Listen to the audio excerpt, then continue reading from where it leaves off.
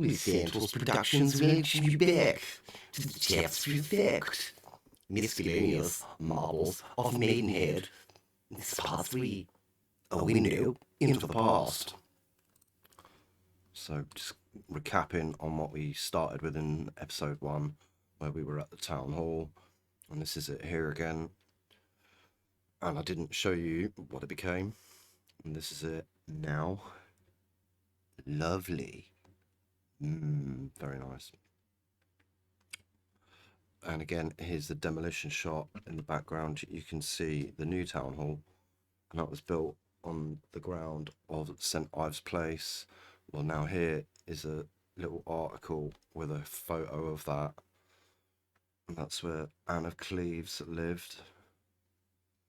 Okay, that's gone now, and the episode ended with this picture. So here it is. Right, this was taken during the demolition and rebuild of Market Street, and showcases an absolutely marvellous wall and window buried underneath the ground, right under our feet, in the middle of our town. Marvellous. Well, as we know, nobody builds windows in the ground, and it truly goes to show that we've been building upwards while ignoring our history. I really do wonder what else could be underneath our feet. Not just here, but anywhere. Loads of towns have got this sort of thing.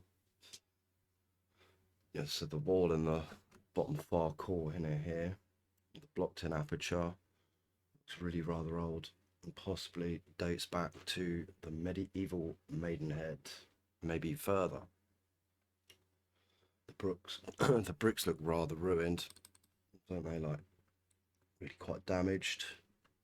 Even the fill-in looks the same, slightly deformed. Not quite sure what's happened there. What do you think's happened? I don't know. Be nice to hear from other people what they think there. Obviously this wall here is a lot older than this run under the town here. And this is a pipe run here. It'd be nice to see if we could see if this was actually a tunnel or another pipe run. It's probably been modified, and it was probably actually a network of tunnels maybe underneath.